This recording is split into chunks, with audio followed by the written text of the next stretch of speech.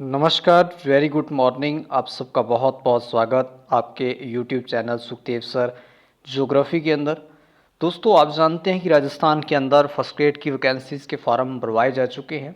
उसका एग्ज़ाम बहुत जल्द करवाया जाएगा और उसी को ध्यान में रखते हुए हम फर्स्ट ग्रेड से संबंधित टेस्ट सीरीज जिसमें भू आकृति भूगोल से संबंधित जितने भी टॉपिक हैं आपके टॉपिक वाइज आपके हम टेस्ट सीरीज का शुरू करने जा रहे हैं। और आज जिसमें हमारा पहला टॉपिक रहेगा पृथ्वी की एंटीरियल संरचना, पृथ्वी की आंतरिक संरचना के बारे में, और उससे संबंधित इम्पॉर्टेंट एमसीक्यू क्वेश्चन पर हम आज चर्चा करेंगे। लेकिन उससे पूर्व आपसे रिक्वेस्ट कि आप अपने YouTube channel Sukhdev sir geography को सब्सक्राइब कीजिए, साथ साथ अपने दोस्त मित्रों के साथ शेयर कीजिए, और साथ ही साथ यदि चैनल पर नए विजिट कर रहे हैं तो बेल आइकन को प्रेस कीजिए। आइए बात करते हैं पृथ्वी की आंतरिक संरचना से संबंधित इम्पोर्टेंट क्वेश्चन के बारे में। दोस्तों, आप सब जानते हैं कि पृथ्वी की आंतरिक संरचना से संबंधित जितनी भी आज पर हमारे पास जानकारी है वो कोई ज़रूरी वो ऑथेंटिक नहीं है, क्योंकि पृथ्वी की आंतरिक संरचना को हम देख नहीं सकते। लेकिन ज़्यादा से ज़्यादा हमने पृथ्वी की जो आंतरिक संरचना तक पहुँचे हैं 8 से 10 किलोमीटर के आसपास पहुँचे हैं, क्योंकि उसके बाद आप जानते हैं कि जैसे ही प्रॉपर्टी से हम नीचे जाते हैं तो तापमान बहुत तेज़ी के साथ में बढ़ता है।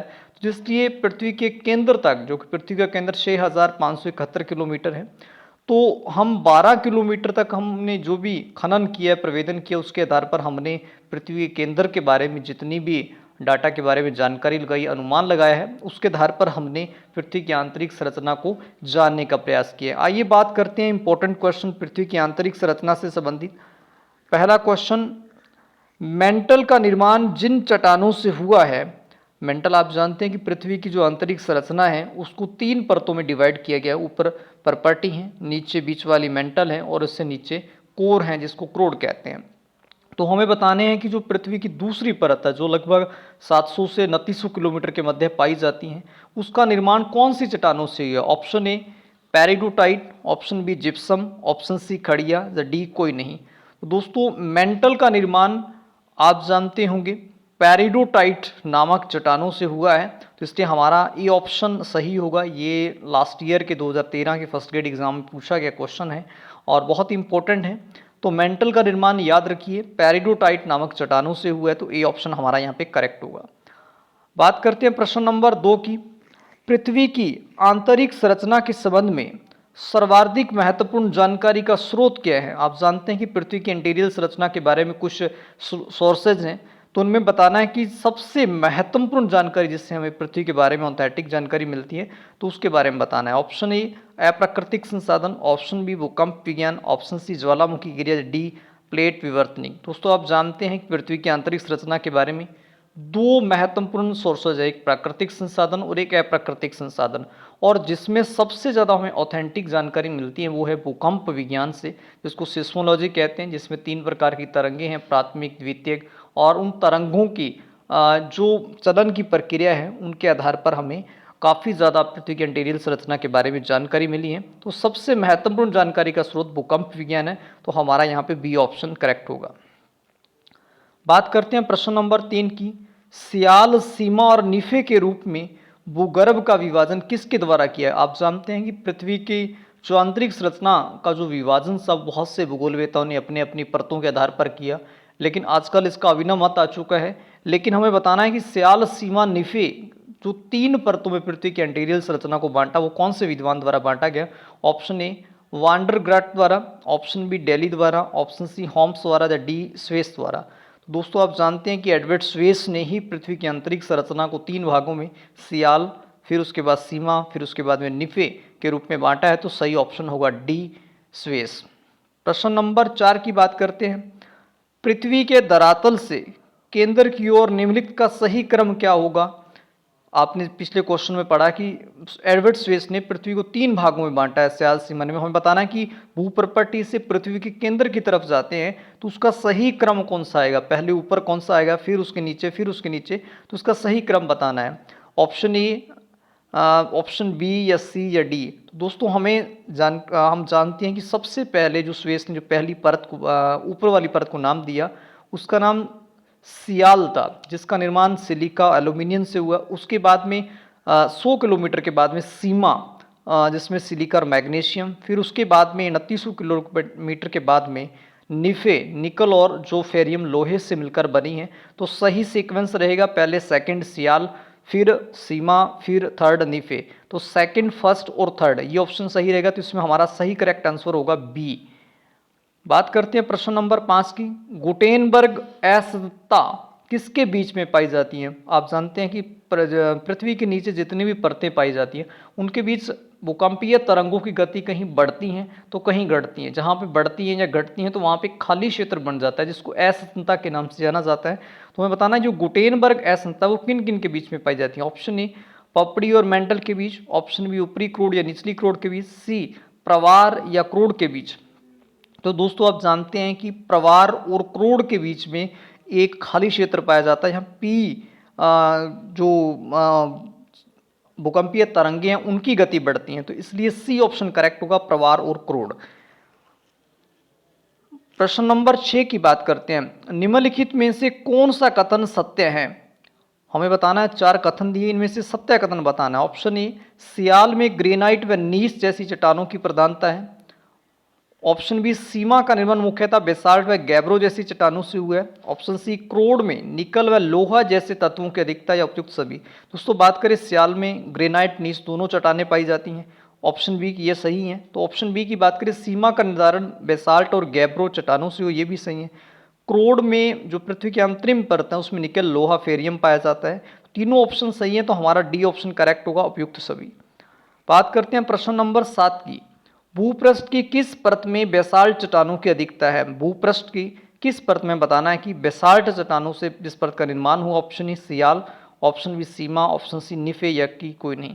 दोस्तों सीमा के अंदर जिसमें सियाल और मैग्नीशियम तत्व पाए जाते हैं उसी से ही बेसाल्ट चट्टानें पाई जाती हैं। बेसाल्ट चट्टानें मिलकर ही सीमा का निर्माण करती हैं। तो यहाँ पे हमारा बी ऑप्शन सही होगा। प्रश्न नंबर 8 की बात करते हैं। पृथ्वी के किस भाग में निकेल और लोहे की प्रधानता है? बहुत आसान सा क्वेश्चन है, बहुत बार पूछा जा चुका है। Option A sial, option B sima, C nife या डी कोई नहीं। तो दोस्तों निफे को Ni निकल होता है, Fe फेरियम मतलब लोहा होता है। तो सी निफे के अंदर निकेल और लोहे की प्रधानता पाई जाती हैं। तो सी ऑप्शन हमारा यहाँ पे करेक्ट होगा। बात करते हैं प्रश्न नंबर 9 की। पृथ्वी की सबसे ऊपरी परत के लिए सर्वप्रथम सियाल शब्द का प्रयोग किसने किया था? आप हम अभी पढ़कर आए कि जो Suess Holmes, option A Holmes, B Suess, C Jeffreys, D Daly. तो दोस्तों स्वेस एडवर्ड स्वेस महोदय हैं जिन्होंने पृथ्वी को 3 भागों में बांटा, सियाल, सीमा, निफे, और उन्होंने भूप्रपट्टी को ही सियाल का नाम दिया है जिसका निर्माण सिलिका और एल्यूमिनियम से हुआ है। तो हमारा बी ऑप्शन करेक्ट होगा। बात करते हैं प्रश्न नंबर 10 की। पृथ्वी की 3 सेकेंडरी परतों में ऊपर से दूरी परत का नाम बताइए क्या है? ऊपर से जो दूरी परत है तो सबसे पहले आप जानते हैं कि पहले सियाल आती हैं, सियाल के बाद में दूसरी परत का नाम बताना है। पहले आप जानते हैं कि सियाल आती है, सियाल के नीचे सीमा आती हैं, तो फिर उसके बाद निफे आती हैं। तो हमें पृथ्वी के भूपटल से जो दूसरी परत आती है तो उसमें हमें नाम बताना है, तो उसका नाम होगा सीमा। तो बी ऑप्शन करेक्ट होगा। प्रश्न नंबर 11 की बात करते हैं। पृथ्वी के केंद्र में पाया जाने वाला चुंबकीय पदार्थ है जो सबसे ज्यादा चुंबक को आकर्षित करता है। Option A granite, option B basalt, C nickel, D diorite. Granite, basalt और डोराइट ये तीनों चट्टानें हैं। निकेल एक खनिज है, तो निकेल ही चुंबकीय पदार्थ है, चुंबक को जो आकर्षित करता है। तो सी ऑप्शन हमारा करेक्ट होगा। प्रश्न नंबर 12 की बात करते हैं। भूपटल तथा अस्त्र के बीच स्थित असंतय है और इसमें हमें बताना है कि कौन सी असंतय जो भूपटल और प्रवार के बीच आएगा। यहाँ पे भूपटल और प्रवार के बीच असंतय है। भूपटल और प्रवार के बीच में हमें यदि बात करें तो मोह असमानता पाई जाती है। तो बी ऑप्शन हमारा करेक्ट होगा।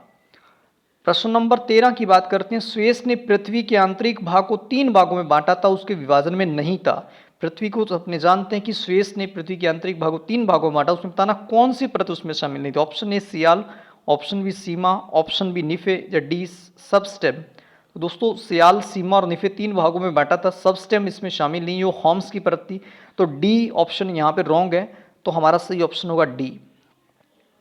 प्रश्न नंबर 14 की बात करते हैं। स्थल मंडल से तात्पर्य है ऑप्शन ए पृथ्वी का आंतरिक भाग, ऑप्शन बी पृथ्वी का मध्यवर्ती भाग, ऑप्शन सी पृथ्वी का ऊपरी भाग, या डी पृथ्वी का बाह्य पपड़ी। तो दोस्तों इसमें सही ऑप्शन होगा, क्योंकि पृथ्वी का ऊपरी भाग भी नहीं, मध्यवर्ती भाग भी नहीं और पृथ्वी के आंतरिक भाग, पृथ्वी की जो बाह्य पपड़ी है, भूपटल है, उसको स्थल मंडल के नाम से जाना जाता है। तो डी ऑप्शन यहाँ पे करेक्ट होगा। प्रश्न नंबर 15 की बात करते हैं। स्थल मंडल की मोटाई भूकंपीय तरंगों के आधार पर कितनी मापी गई है? हमें बताना है कि जो भूकंपीय जो तरंगे हैं उनके आधार पर जो स्थल मंडल की मापन है उसकी मोटाई ये कितनी मापी गई है।